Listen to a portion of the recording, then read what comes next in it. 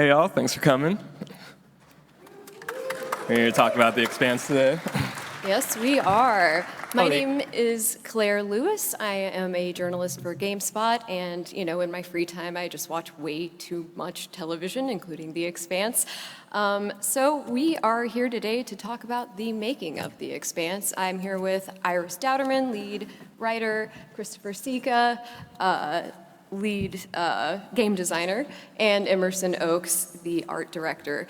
So how you guys feeling? You a little excited? Yeah? Oye, Beltalora, let's do this. So the first thing we're going to talk about is choosing The Expanse as the IP for the next big Telltale game. So how did you guys go about that? Great question, Claire. So when we're looking at a new IP, we always try to figure out, what's the core fantasy? What do fans like? Inside Telltale and Deck 9, we were all really excited about The Expanse. We were huge fans. So we kind of looked at the show, looked at the books, and we were like, how do we do this justice? How do we make a game that feels unique, feels like its own, but still does justice to the writers, does justice to Alcon in the show? And then what do we love about it? We wanted it to be sort of a love letter to the show, to the series, but also help fans experience it in a brand new way. Right. Then once we found the fantasy, we were like, what kind of game are we making, right? So we look at what we call our core gameplay loops.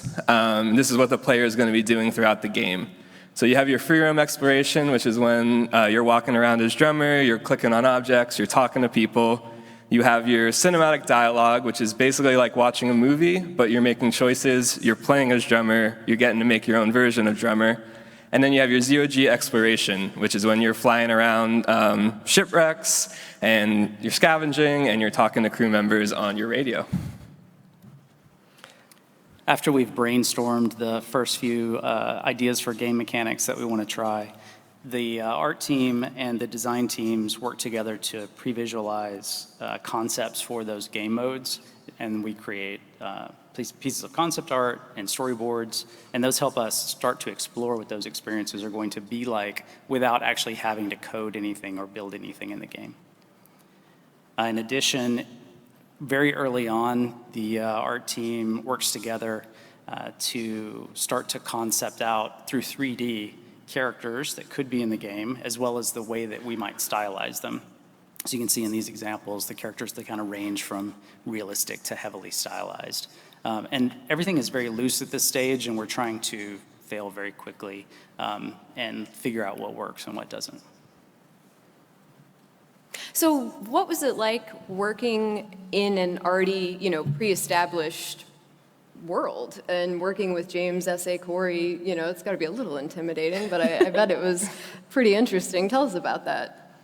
Well, at first it was pretty terrifying, honestly. We're a bunch of dorks from Colorado trying to make a game, and pitching any idea to the creator of the series is kind of like going to a famous person and saying, so I wrote this fanfic, and I would love for you to look at it. And James S.A.Corey, for those who don't know, Ty Frank and Dan Abraham are the writers of the Expanse novels, and they were so gracious and so kind, and they, we approached them with this idea, and they treated it like writers, and they plussed it for us. They had ideas of their own. They had characters they thought would be cool for us to integrate, and we used those ideas not because they were, or because they were the bosses, but because they were the best ideas. They were wonderful. So once they really gave us their blessing and sort of got us started, we went into a really heavy research period because The Expanse is expansive. And if you think that joke didn't get made 10 times a day on Slack, I have terrible news for you. We're not better than that. So The Expanse consists of 9 novels and 6 seasons of television. And when I started, at least, it was 8 and 5 because the series was still in development. It also consists of comics, novellas, a TTRPG, a made-up language, Langbelta, Yalak Pashang. It's absolutely, it's an incredibly dense science fiction world. And that's what we love about it. That's why it has the fans that it has. So it also contains light astrophysics, knowledge of extraterrestrial immunology, advances in space travel that haven't happened yet. And a lot of our work was to figure out how the world works, and then where in this enormous canon could we add storytelling of our own. A lot of our early process was, as nerds, nerding out together, figuring out what kind of stories the Expanse does best. And I would argue that Expanse storytelling is about small stories that are emotional between groups of connected people, but those stories have large, far-reaching implications for the world as a whole. So that's a good story. I like that story. And it was fun to think about what our own version of that story would be. We also talked a lot about choices. I love the old school Telltale games, and I wanted to create choices that people would think back on in the way that I think back on old Telltale choices. The idea that your choices really matter, that they affect the fates of the people around you. Especially because we had the challenge of being a prequel. Drummer as a character cannot wind up as a gas station attendant on Mars. For a number of reasons, she can't do that. So knowing that Drummer has to end in a particular place, and knowing that we wanted choices to matter, we talked about this being a game about leadership and having Drummer grow into her position as a badass leader of the belt. That when we see her in season 2, that's what she is. And here's an example of how she got here. We talked a lot about the scope of the game being an area where we had these massive choices with massive consequences, but we wanted them to be really personal and really centered on what Drummer values, who she is, and who she values, because the characters that we created, we can control. We can decide what happens to them, we can kill them, sometimes we do. And having characters that the player would love and grow to understand and who would be shaped by the player's choices was a really important part of our work. So how did you guys go about making sure that these choices would always be, no matter what the player picks, believable for Drummer? Because when I spoke to Cara Gee, I was like, all right, you got one playthrough, are you cutting off that leg or not? And she immediately was like, no, I'd save the leg. So I'm like, that's the canon answer for Drummer, okay? Right, so how are they gonna pull off, the other version? And then when I saw it, I was like, oh, wow. So how did you guys go about, making everything believable no matter what option someone is gonna choose? I think it comes back to making sure that the stakes are high enough. When you're in space, the Expanse as a world creates its own stakes, because you can die if there's a bad, oxygen valve. Anything can kill you in this world. So having those really high, really intense moments where, there is no right answer means that there's also no wrong answer, and that whatever answer you choose, we tried to do as much justice to as we could. One of the things that we did as part of our process that was a real joy was that we made sure that the story was shared with our team and with our actors as early and often as possible. So we would do overviews with the team every couple of weeks where we went over any updates that narrative had, and we also did table reads, basically Zoom table reads, every episode with all of the actors together. It was a great chance to make sure that everybody understood what story we were telling, a great chance to get in front of questions, a great chance to tell people what certain words mean. That was not a small part of our work. And it allowed us to really lock the script at a much more polished place than if we had kept moving forward without repeatedly checking in with people. And it meant that when we had Cara on set with us, which we were able to do, for a week at a time, because she's a very busy lady, we didn't spend a lot of time going back and trying to fix little problems. We were pretty much ready to hit the ground running. One thing we also did that I think is really special is that we pitched the game in a particular way. Our boss, Stephen Frost, whenever somebody new was onboarded on the team, he would basically give them a D&D pitch where he would tell them the game's story and he would ask them to make the major choices as if they were a player. And so he got really good at pitching the game this way because he did it for 50 different people. And he got really interested in seeing people's reactions, seeing where they, a lot of people were making one choice. That meant it's a little too easy to decide that and we should sort of reconfigure that. Or sometimes a couple of people would be told the story at the same time and they would start arguing. That's a really good choice. We like it when you don't know and when you do disagree on what should be the next thing you do. So it gave us a really wonderful insight into how the story and the choices were being received. And it gave the team a really great grounding in the story we were telling, so everybody was on the same page. So I guess the first question I have is, how did you guys go about choosing Drummer specifically as your main character for this project? It was I mean, it seems like an easy choice now because that character is so incredible, but really it was a couple of things. You know, The Expanse keeps a really close eye on its characters. You know, the crew of the Rocinante, we know exactly what happens to them, and they've all got a novella with backstory. We know a lot of their stuff. Drummer, as a character who was created as like an amalgam of a couple different characters for the show, sort of burst into existence and became a fan favorite, which means that her backstory was sort of fair game, and we were like, oh, dibs. I would very much like to tell you what happened to her. It's also just easy because she's one of the best sci-fi characters ever. You know, she has this incredible badassery. She's incredibly talented and tough. Once we started thinking about her, we didn't think about anybody else. So what was it like working with Cara Gee? I know that she's very enthusiastic about the project and contributed a lot to it. So what was that like? That was also terrifying. Talking to James S.A.Corey was scary, but Cara is incredible, and going to her with this idea, like if she doesn't like it, then it's not a good drummer story. She's kind of the arbiter of what's a good drummer story. So she turned out, she was really excited. She was incredibly gracious and very giving of her time. She has such a dirty sense of humor. She's so much fun. Like the amount of time that like she made us all just burst out laughing on set, it's incredible. So yeah, she is an utter delight. And she also, if you don't know, her speaking voice in real life is nothing like her drummer voice, which is much lower. So she would have these scenes and talk about all the stuff, and then she'd come backstage and be like, "Hey, Iris, can I ask you something?" It was so surreal. Yeah, it's so funny. When I spoke to her, I was blown away by how bubbly and just, hi, so cute she was. And then I asked her what her favorite, what belter phrase everyone should know. And it just in the space of 0.25 seconds, it was full drummer mode. Like, I kind of jumped back a little bit. So she's definitely got the gift. Yeah, definitely. And with all that performance, and we want to talk about how we sort of created our character in the game, because like you were saying, she brought so much passion and dedication to this role. We wanted to make sure we did her character justice. Since The Expanse is not just a Telltale game, it's a Deck 9 game, it's really important to us that our characters are as expressive as possible, so that we can really get the most out of the actors' performances that they execute on the mocap stage. So one of the ways that we do that, and this is not uncommon to many games, is that we create customized forms of the face, and we call those blend shapes. And those correlate with the different shapes that an actor would make on their face when they're making individual sounds. The blend shape artists, the character artists, will create 130 of these. They'll put them on each character. It'll take them about a month to do this work.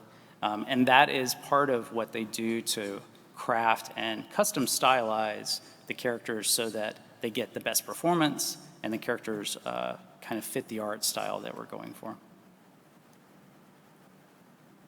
Yeah, then once we have those characters built and these facial controls, we bring this through our motion capture pipeline. So what you can see here is the reference footage off to the side. That's what our animators sort of look at just to sort of capture the actor's performance. And so when they're working on animations, they can actually come in here and tweak the face. They have all these controls, and they do amazing work, like Emerson was saying, just to make sure that we really capture those expressions, we capture emotions. The actors do such a good job on the mocap floor that we want to make sure our animations and our cinematics really capture that. And our animators go back and they keep tuning that animation that they've created from the mocap stage over and over throughout the entire production of the project to make it as high quality as possible.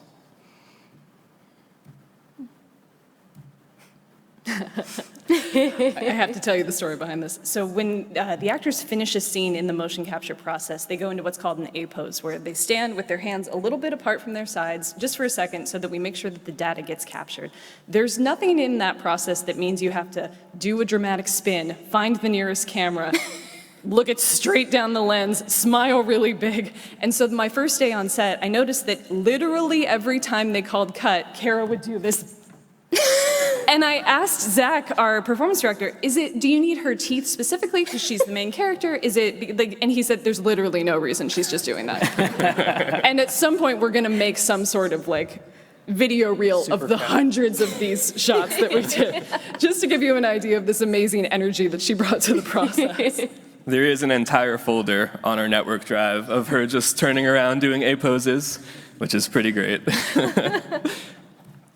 Then, in the middle of our production, we actually had Cara had this amazing thing in her life where she became pregnant. And we're in the middle of production, we're in the middle of COVID, and we just wanted to take a minute to kind of talk about how the team handled that. And on the dev side, the mocap team was very supportive. They brainstormed ways that we could sort of bring her in, customize the suit, which you can see on the picture on the right there. We did a lot of tests on how that would work. And I think it really spoke to Cara's dedication that, she's going through this event in her life, but she was still so dedicated to the project that she would fly out in the middle of COVID, in the middle of her pregnancy. And just, it was really inspiring to the dev team. And we just want to say thank you to her because it was a really cool moment to watch. Yeah, the mocap process isn't easy for anyone. And being strapped into that suit with this baby on the, and then being given a gun and told, okay, we're gonna shoot the gunfight now. Right. I mean, she was a trooper, absolutely. As was Garrett, who had to test out all of this maternity mocap before she got there, so we made sure that we could actually get good data from it. So obviously the Expanse has a very, iconic look to it from, just the fonts and all of that, but also through the cinematography, just the coloring of the show. Some of the shots are kind of desaturated, but Belcher ships will have more yellow lights and stuff. What kind of steps did you guys have to take to make sure that this felt like I'm playing an episode of the show? It's a perfect intro. This is the excuse for us to show beautiful pictures to you guys. Yep. It's really important to us that we want to deliver the Expanse experience for our players, and that means we have to get as close to that cinematic look from the TV show as possible. This is our second expansive joke, by the way. But not our last. Yeah. This was made a little bit more complicated by the fact that, as we're going on through the project, we're adding more and more locations. We're going from cozy crew interiors to planetary orbit exteriors so that we can facilitate scenes that have ship-to-ship battles and all the way to intimate scenes, i.e. kissing and punching. And when we looked at the Expanse as a TV series and we kind of boil it down, there are basically three key elements that we needed to hit to get that look to come across in a video game across all the different platforms that we were putting it on. And that was one, we needed to have light that reacts. We needed to have camera with personality. And we needed to have a rational light motivation in all of our scenes. This is not our actual process for lighting or doing cameras or anything like that. It's just to make the jokes, to make it funny. But these are our tools that we actually use in production. So on the left, we have Unreal, which is a game engine that a lot of devs use. And on the right is Storyteller, an in-house app that we've created to help our cinematic artists and our lighters light scenes and visualize that at development time. So first, light that reacts. What does that mean? We wanted to have the same kind of very juicy, slick images that you see in the Expanse. And to have that, we needed to have all of our character materials and our environment materials react to the light in a way that's convincing and juicy. And so that means that we went to a lot of effort to go through all of those materials and make sure that they react in a physically based way that's physically accurate, so that when we put a light in that scene, that those helmets are popping, all of the metal materials are looking really sparkly and great. Additionally, our characters, aside from Cox, all pretty much have hair. And that hair needs to look great, as well as the eyes on the characters, because the eyes are the windows to the soul. And you can see here an example on the top of Drummer before we did some work to really make her eyes pop, and on the bottom, a different approach to that shading to really help push the look of her eyes. So you can really see where she's looking, how she's emoting, etc.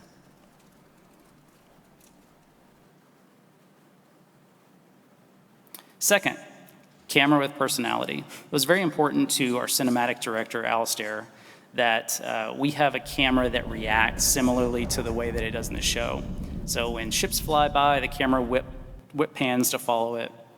In ship-to-ship fights, you know, the PDCs are spraying out bullets, and the camera is kind of pitching and yawing to give you the feeling of trying to keep up with the ships and show how they're maneuvering in zero-G. In addition, we wanted to make sure that the camera has the same sort of optical effects that, you know, you don't have to have in 3D. You can have the camera be perfectly flat and without, you know, depth of field, bloom, flares, chromatic aberration. But that stuff is really important to making it feel truthy, to making it feel like the camera is actually there and is actually an object in that scene that's reacting to the light convincingly. Lastly, we wanted to make sure that the lights in the scene are all motivated, and that just helps to pull the characters in that scene together and ground the characters in their environment. So if you look carefully throughout the Expanse, if you see a key light or a rim light on a character, there's usually like a practical motivation in the scene that you're gonna see in another shot, and that just helps ground you inside that. You know, it happens naturally on a film set or a TV set when they have practical lights, but here we have to do it very intentionally to get that same effect across. Our lighting artists, Josh and Christian, who actually put together these boards which show all of the keyframes from different shots together for a single scene, and that helps us also make sure that the lighting is consistent and plays through that entire scene. And lastly, we have a lot of moving shots. There's a lot of action in the game, and that means that for us to convincingly pull off that motivated lighting, we have to kind of carry the lights, dolly the lights with the characters a lot of times. Apologies if this is a spoiler and you guys haven't seen it. I've thrown through a door. I think it was in the trailer. It's also the cold open. So obviously there's no shortage of Cara Gee, but from what I understand, you did not. I did. I'm so sorry. Just kidding. I'm not sorry at all. Ashamed.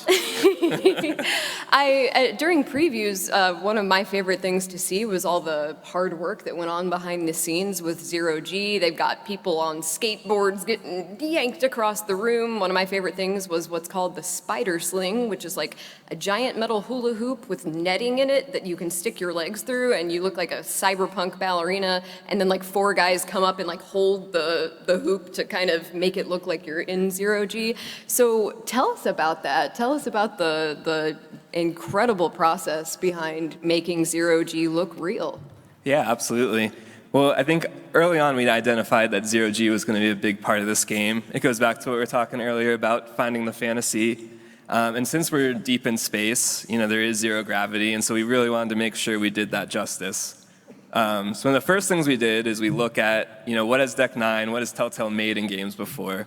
We've made the cinematics, we've made the free roam exploration, we've made tough choices, but we've never actually made zero-G navigation before. So we spent our time early on sort of mocking up what this would essentially look like. So here what you can see is a very early version. This is just an artist, Alistair, getting in here and just kind of taking our idea, what we talk about in design, and putting a visual to it. What this helps do is it sort of aligns the team from the programmers, from the animators, from the artists, the designers, to just sort of see the vision so that we're all seeing the same thing. It's a cheaper way of creating an idea so we can prove out, hey, is this actually what we want to do before we start developing it. So we take these gameplay examples, we show it to the team, we get feedback, and then we start iterating on that. Stefan Frost, our game director, providing all of the voices in the early parts of this process. Very talented voice actor. Yes, truly, his Alan Moore impression had me in stitches. And then once we have that previs sort of visual, we go into the engine. Emerson was talking earlier about we work in Unreal. And so what we do here is an animator, a programmer, a designer. We kind of come in here, we form a little strike team, and we just start getting on the sticks. And we focus on what we call the 3 C's, which is, you know, camera, character, controls. And we just make sure that those feel really good, they're responsive, and they're getting the fantasy that we want. And then once we have that prototype, we take it into a level that our environment artists are making. We start taking those mechanics and we figure out the spaces, the sizes of things. Is this mechanic actually fun in a level that we're putting art into? And then we can start to see the game start to take shape here. Now, if you're our motion capture team and you see all of this stuff in these early game reviews, you're probably thinking, guys, that looks really great, but you know that we don't have a gravity button in the motion capture studio, and we have to shoot this with real people. So our team basically reinvented the golden age of cinema when it came to all of the practical effects that they used to get these shots with real actors on the set. Like this, we see a couple of our team are supporting an actor on a ladder while Drummer is flailing and trying to cling to it because the ship is taking off. A lot of the things were just like sticks and nets. It was, if you see a prop floating in 0G, it's likely that we had a version of that prop on a stick, and one of our technicians was slowly rotating. And so we usually had a couple versions of a gun. You'd have the gun and then the gun on the stick. So we'd have a scene with the gun, and then we change it to the gun on the stick if someone is going to throw it. Then we basically very lightly pass it to a team member who just sort of like dances it through the air. Incredible high, so much of this work is technical and very like highly technical, and some of it is just vaudeville. And what's great is once we take that from the mocap studio, then we have this team of animators, environment artists, who take these sticks and nets and spider slings, and then they put it into the engine here. So one of our animators, Jade, actually worked on this, and he took this footage where they're holding her up with harnesses, and then was able to turn it into this moment here where she's actually climbing up a ladder. And then our cinematic artist would come in and make the camera get very close to her, so you really feel like you're flying through space and you're in this really tense moment. It's just really cool to see how all these teams sort of come together and take it from sticks and nets into what you see in the final game. The worst thing is we hadn't locked all of the episodes when we started episode 1, and when we saw that the mocap team could do what we asked them to do, we added more. We think we're good writers, but we never said we were nice writers. And so as you get further along, I think there are some more like high-flying stunts, and I think it makes the gameplay really exciting. Absolutely. And then here we're just going to show you, this is just a quick what the final game looked like. So we went through all this process. We had so many people working on this, from lighting, animators, programmers, designers. And then this is our final experience where you can actually float around in space. We hope it captures the fantasy with the Expanse, where someone can actually be in deep space and exploring and have this smooth movement, these smooth controls, and have fun with it. So one of my favorite things, which I have a lot of favorite things about this game, but is the environmental storytelling. I don't want to get too spoilery, but in episode 1, obviously, we are faced with the dilemma of, am I going to chop this dude's leg off in an open vacuum, or maybe starve because we, save it and don't have the cargo. And I really was like kind of ruminating on that, like it was kind of keeping me up at night, And then I replayed the first episode and wandered into Virgil's medbay, and again, I won't spoil it, but there is something there that makes it a lot easier in terms of, okay, what's going to happen if I do this? Is he going to die? Is he so I think it's one of the game's biggest strengths is the environmental storytelling. Even when there's no loot to be had, looking around is always a good idea. So how did you guys go about deciding, what areas to put some of these cool little environmental things in? And then also the radio calls are a major thing that work really well to kind of get the story moving without having some random NPC like word vomit dialogue exposition for 5 minutes and then tell you to go on a fetch quest. So how'd you guys do that? How'd you handle that? Yeah, definitely. So now that we've got this zero-G mechanic that we're finding is pretty fun, we want players to explore a world. And that's where the environment art comes in. That's where the environmental storytelling comes in. So we want to reward players for exploring. Like you went to the med bay. You didn't have to do that, but then once you go there and you see something extra, it kind of rewards you for taking a little bit more time with the game and taking your time to actually see things. And then for the radio calls, this is a pretty cool story, but we just wanted to tell more narrative as we're flying around. We have all these great cinematics, but we've got a really expansive story we want to tell. And the radio calls were a way that the player could do that while they're still flying around and having full control. So what we're looking at here is actually the previs, an early version, where you would be able to click a button and basically call any member of your crew. You could choose who you want to call, and you could have a conversation with them. So we're like, oh, this is a great idea. We're going to put this in the game, and people are going to love it. It's like GTA. It's like GTA, exactly. So we prototyped that, we're play testing, and no one is pressing the button to call people on the radio. Or they call and then they just stare at the wall. Like they don't think to move forward. They just sort of, as if you were stopping on a city street and talking to someone. Which as a designer and a game developer is always a humbling experience when you think you have a great idea and then you get it out there and no one really plays with it the way you want. So what we did is we took that feedback and we decided to learn and iterate and pivot. And so what you'll see on the right side is the final version of radio calls, which is actually triggered off of when you explore. When you pick up an item, when you look at an object, this is what now triggers these radio calls. And we found that this was much more impactful from a player standpoint, and it also allowed the writers to tell more interesting stories. Yeah, it meant that we got to talk about what was in the world instead of just talking to Khan about her past, which is very interesting, and we do some in the game.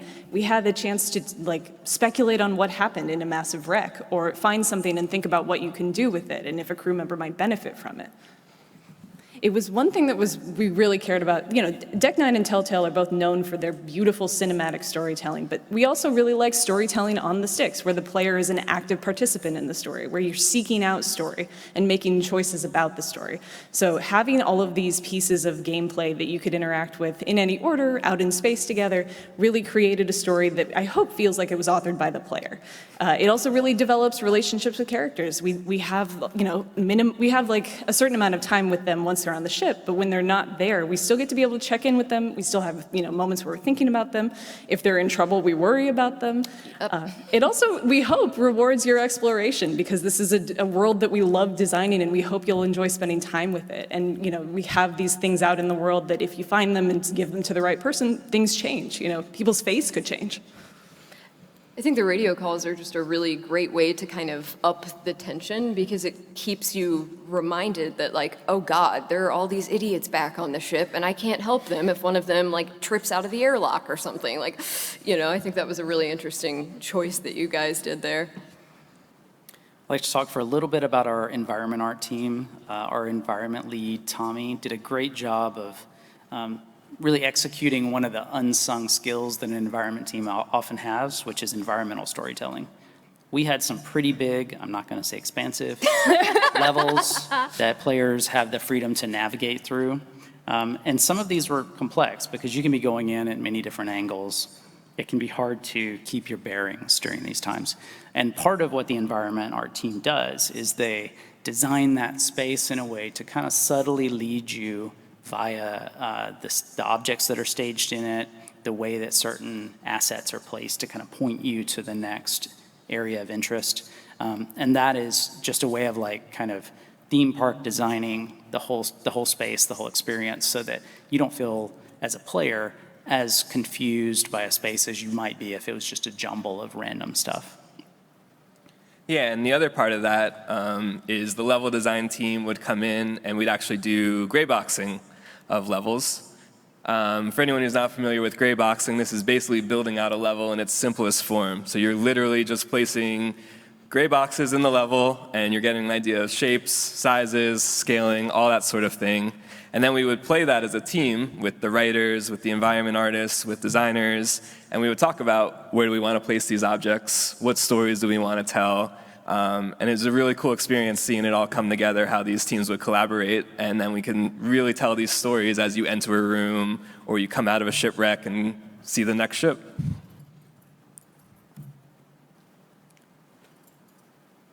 This is just one of our first trailers, kind of showing off all the team's work. You can see the beautiful lighting in here, the cinematics, the facial animations. Lots of punching. The punching. The punching. Not so much the kissing. Punching and kissing. Not so much Yeah. the kissing.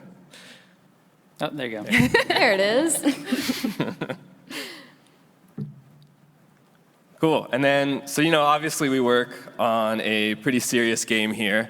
And so we just kind of want to take a minute here to, it's a labor of love. A lot of people work a lot of long hours on this. We're a very dedicated team. So we're just going to take a minute to kind of walk through each team, say thank you for what they do, and show you some funny memes that our teams have created. So the audio team, the experience wouldn't be possible without the music they compose, the sound effects they create, making drummer's voice clean, really taking out the belt-to-load accents, all that stuff. It's really important work. The character team, like Emerson was saying earlier, the work they do, working on characters for months to make facial animation triggers and these shaders and all these elements that really come out in the final product. Our narrative team, who wrote an amazing story that I hope everybody enjoys, writing tough choices, and taking the time to really craft an experience. Our QA team, who tests it, gives us feedback, makes the game better.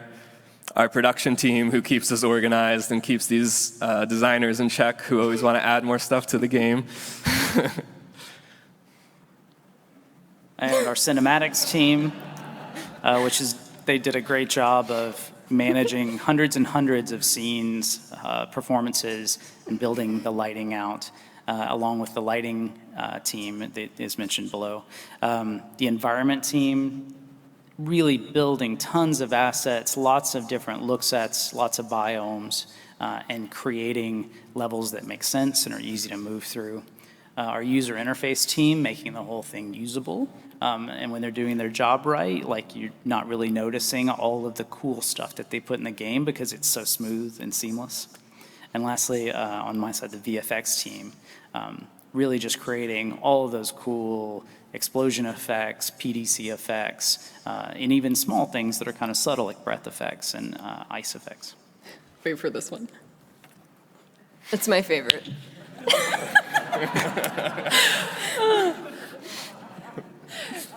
To conclude, our animation team, who took these beautiful performances from our actors and made them look even more beautiful in the world. Our design team, who basically spun every plate there was to spin and kept all of our pieces working together.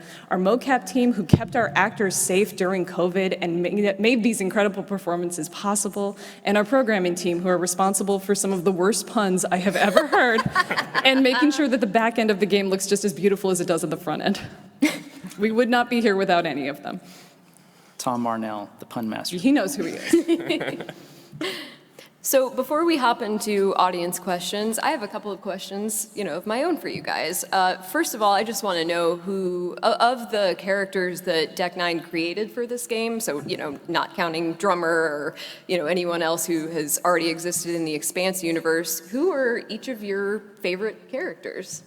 Okay, so usually I say that all of our characters are my favorite because I'm the worst. Cop out. I know. Out. It's true, but it's true. Because this is a game that's very close to my heart, it's hard to choose, but I would say Maya, our ship's engineer, is my favorite. She's a badass, she's fun, she's got an interesting history. If you get to know her a little, I think it's rewarding.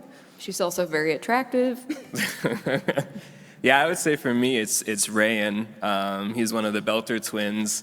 And I think, we often have this perception of Belters as being strong or being scrappy. Mm-hmm. And what Rayan brings to the table is he's very sensitive, he's kind, and I think we try to show that there's a strength in that kindness with all the things he goes through. So he really stuck out to me. I like Khan, the ship's pilot. She does a lot early on to kind of dissuade you as a player from talking to her, but the more that you invest in her and your relationship with her, the more she kind of unfolds and you find out a lot more about her, which is important to the game. My favorite is also Rayan. Just someone needs to give that poor kid a hug. I'll do it, I volunteer. So what was the most challenging character arc to write? Again, besides Drummer, I'm speaking of the characters you guys created. Who had the most challenging narrative arc to write for you guys? I think for me, it was probably Virgil, our ship's medic. A lot of characters have their moment in the sun earlier, and Virgil, we get a chance to get to know a little bit more about him, but some of his most important scenes come later in the game. And so there were moments where we were like, okay, we are running out of time, but what are we going to do for Virgil? And making sure that we gave that character what I hope is an interesting and climactic end to his story was a really fun, exciting work that we spent a lot of time doing for episode 5. So the other thing I'd love to know is, from a programming perspective, what was the biggest hurdle you had to overcome? Yeah, that's a great question. I think for me, we talked about 0G, and that wasn't possible without the programming's work. Just figuring out how to actually make that and come up and figure out ways to come up with our crazy ideas and solve the problems. I think there's an amazing amount of work that the programmers do behind the scenes that no one ever gets to see. Making sure that this game can ship on all these platforms, making sure it runs smoothly. I think one of the criticisms of previous narrative games is there's these sort of glitches and these frame rates and those sort of things. And our programming team worked very hard to make an engine that plays smoothly. So when you're in the experience, you don't get taken out of it. And just fixing bugs and making sure that it's a fun experience and it's smooth, and they do amazing work for a very small team. They do amazing work. It's no mean feat also shipping on all the platforms that we shipped on. Yeah. And our programming team is really, we couldn't have done that without them. So I guess my next question then would be, what was the, most interesting, or I suppose, what's your favorite aspect of this sort of younger, newer drummer that we see in the game versus the one that we see in the show? And this is for everybody. I like that she is someone who maybe doesn't make the choices that TV show Drummer would. We know that Drummer has a temper. We know that she does not suffer fools. We know that she has all of these moments in the show where she's basically very happy to shoot someone in order to solve a problem. And if you play this drummer that way, I won't judge you at all. But I like the idea that perhaps this is a version of a drummer who learned that she had to be that way because life taught her that. And so the idea that there's a little more space for her. She's still a badass. She was born a badass. No worries. But the idea that this drummer could potentially have softer moments, and what we see later is a more battle-hardened drummer. Well, before we hop into audience questions, I've got my last one. I already know your answer, but you're going to answer again. You get a single playthrough. It is your official canon playthrough. There is no going back, and the choices you make are the choices you're stuck with. Do you save the leg or the cargo? I'd lose the leg. Yeah. Yeah, I save the cargo every time. Rand's my favorite character. I'm not cutting his leg off. Do you want me to answer seriously this time? I cut the leg. Me too. All right, so now we are going to take some audience questions. We've got a microphone set up right here, and if anybody has any curiosities, feel free to wander on up and tell us about them.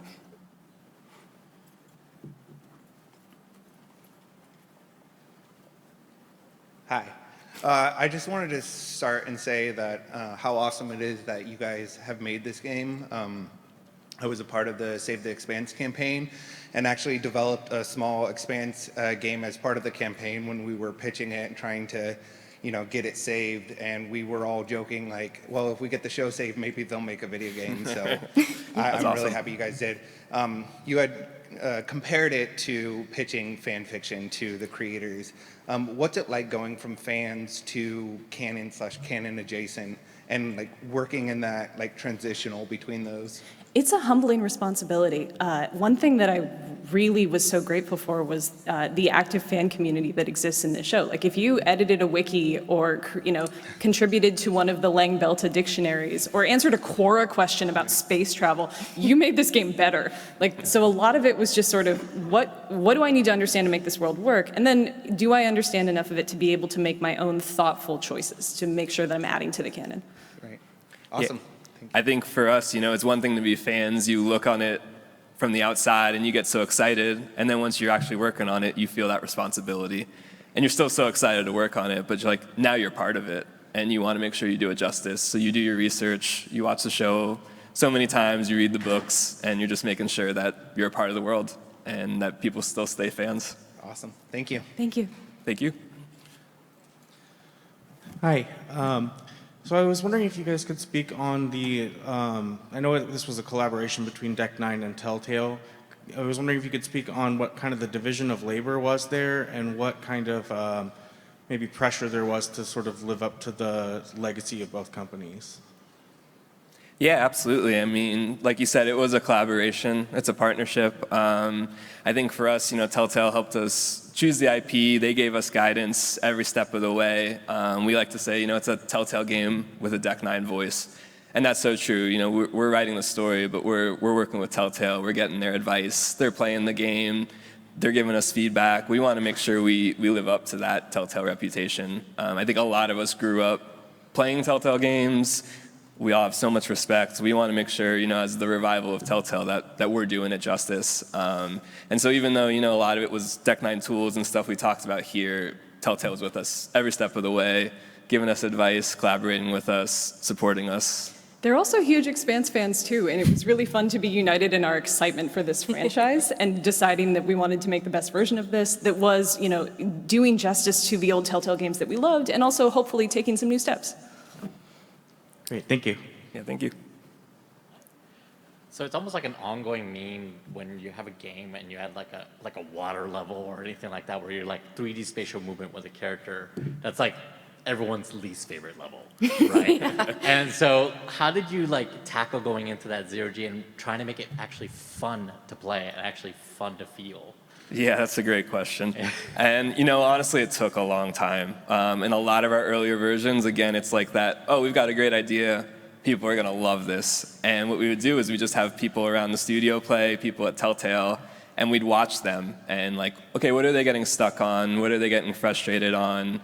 One of our first versions of mouse controls was actually you'd point and click, and it would change your direction and take, and we're like, oh, that's gonna be great, people are gonna love this. And people are just picking up their mouse and slamming it down, and and these are nice people, and you just hear them oh no, it's fun, it's good. It worked. I did get there.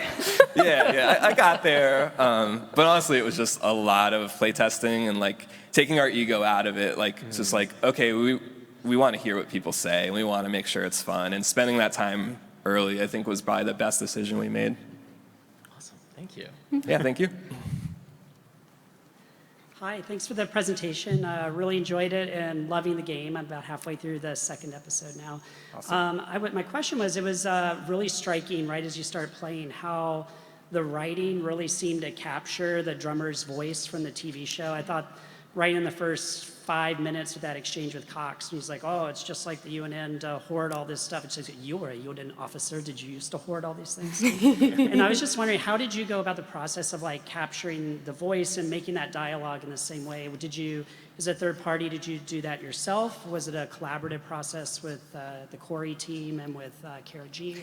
It was a slow osmosis, I'd say. We started just by, immersing ourselves in the world of the show and the books, which both have very different tones. So going off of the show a little more, we, as huge fans of it, tried to understand why it was doing what it was doing so well. And, Drummer is she doesn't speak much. She shoots more than she speaks in some scenes. And so it was a lot of just figuring out, what her arc would be, and then what is a version of this character that we can understand her interiority, her thought process. I hope it's a fun, I hope it's a fun opportunity to get inside her head, to hear her thoughts on things. Cara was definitely a huge part of that. She has a real good compass for how this character moves through the world. And she would have opinions on what she would say, or even particular word choice that we took really close attention to. One thing she did that I really loved is we had a line where it was something like, it's not a station. And she said, Iris, I think people are going to make that, what's the word? Arnold Schwarzenegger, it's not a tumor joke, because this accent, that accent kind of lends itself to being mocked in that way. And she's like, do you mind if I say it isn't a station instead of it's not a station? And I was like, Cara, I think that's a wonderful idea. And, I think a lot about our text. I think about how it can be interpreted. I think a lot about what the meaning is and how it fits into the larger story. I don't think about whether or not it could be an Arnold Schwarzenegger meme. So having her, years of experience with this character was really invaluable. Thank you, loving the game. Thank you. The other thing I'd add to that too is, you were talking about the Cox line, and I think one of the things that we all like about the Expanse is there's so many things it does well, from future politics to space to science. And so even though we were writing these characters' voice and trying to make sure we capture Drummer, we were also trying to make sure we capture sort of the tensions between the Earth, Mars, the Belt, make sure we talk about the light astrophysics and zero-G knowledge and all that stuff to really capture the voice. Absolutely, yeah.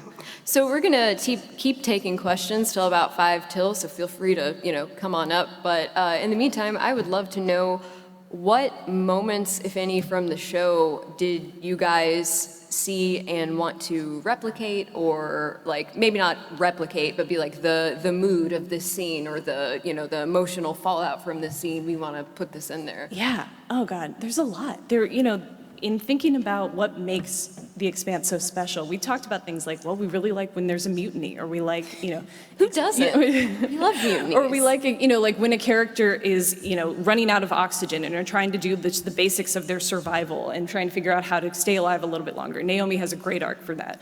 I think my favorite scene in terms of drummer work is in that scene, I think, was it season 2, when they have to cut the oxygen because everybody's sort of in this weird hostage situation, and she then starts shooting people on her way out with a gunshot wound in her side. Right. I was just like, if we get half that badassery in this game, I will sleep very well at night. So in creating the game, how much did you take on how to balance what you saw from the books versus the show? How did you make those kinds of decisions? That's a great question. In terms of visuals and overall theme and tone, we certainly went with the show because Drummer as a character sort of was born from the show.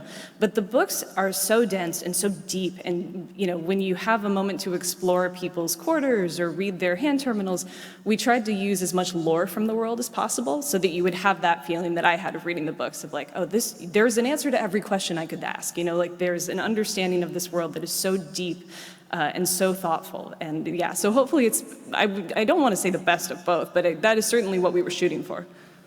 One thing that's really notable for me as a player of the game is that the Expanse show, the scale of everything that's happening, the scale of the drama is geopolitical or solar system political. Yeah. I don't know. Interstellar political? Yes. There's not a word for that comes Yes. to mind. But it's large, it's grand in scale. And what we were doing was we were making a game that was much more personal, much more intimate between this ensemble of different players, which I think was a great choice on the part of the narrative team. Yeah, we couldn't do the Game of Thrones style 6 different, voiced characters that, we pop in and out of what they're doing. But so we got to focus on the belt. The belt is the most interesting set piece of the Expanse world. It's so unique. The belter culture is so special. And getting to really dig into that and understand that at a deeper level is really fun. Thank you. Thank you. Hey, I'm wondering on working with the authors, what that was like as far as how deep it went, how long the process was of the interaction, what they were really able to provide you as the sort of overseers of this adaptation of an adaptation of their original work. This must be so surreal for them, yeah. Right. Yeah. So early on, we worked through the story with James S.A.Corey at a pretty deep level. We told them everything we knew, and they gave us a ton of feedback. And then we basically started sending them sort of episode content once we had finished one. And then their feedback for there was mostly just really positive, and then more specific, like, hey, just so you know, this isn't how the helmets work in this world, and just sort of like double-checking our understanding of the world of the Expanse and all of the specifics and minutia that make it really what it is. All right, thanks.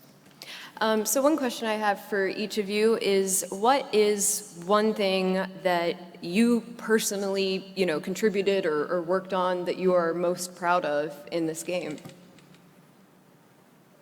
Are you starting with me? Yeah. Oh, yeah. I've been putting too much pressure on Iris. It's your turn, my guy. I worked a lot on lighting.